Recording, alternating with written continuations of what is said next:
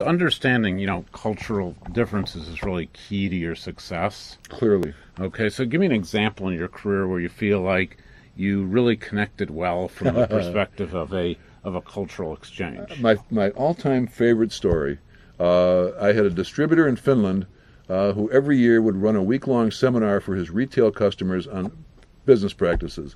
Called me up and he said, "We'd like you to come to this conference and give a speech, and if you write the speech and send it to us, we'll translate it into Finnish. You can give it in English, and we'll have someone stand next to you and recite it in Finnish." So you were going to give the speech in English, Right. and they were going to kind of have somebody like, Right. kind of saying, like we do like with sign language. Well, translate. but he was going to do it in Finnish, sure. Okay. But the thing that makes people happy is when you bend over backwards to understand their culture and do certain things.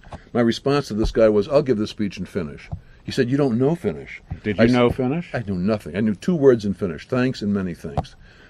So I wrote the speech in English. I took it to the Finnish consulate downtown, asked him to please translate it, not phonetically, but just type it out on a piece of paper. I gave him a tape recorder and said, "Would you slowly read the speech into this tape recorder so I can pronounce some of these words?" And when you think about it, the word for thanks in Finnish is kiitos, and the word for many things is paljon kiitoksia. It means nothing to us. And so for days and hours and weeks, I would go through this speech and do this. I finally got to Finland, and the guy said to me, "Do you really want to do this?" I said, "Absolutely, I do." So 10 minutes in 10-minute Finnish. speech in Finnish, a language that I don't remember a word of right now. Well, you remembered a couple words. And I remembered the opening of the speech. It was Ivat Istavat, which meant dear friends. Oh, From then okay. on, I'm dead.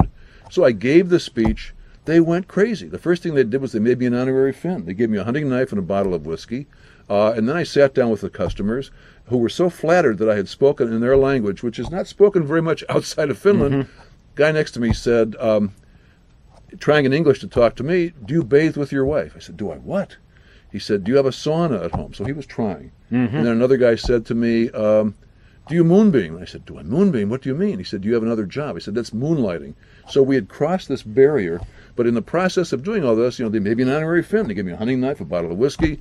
It was a hysterical good time for everybody, and the relationship was so cemented by doing that and understanding what their needs were that you do those kinds of things to be a success. So really what you're saying here is that if you can kind of go halfway even. I mean, I'm not sure that everybody needs to be able to give the 10-minute speech. Of course not. But you need to say, "I'm not the only person in the world."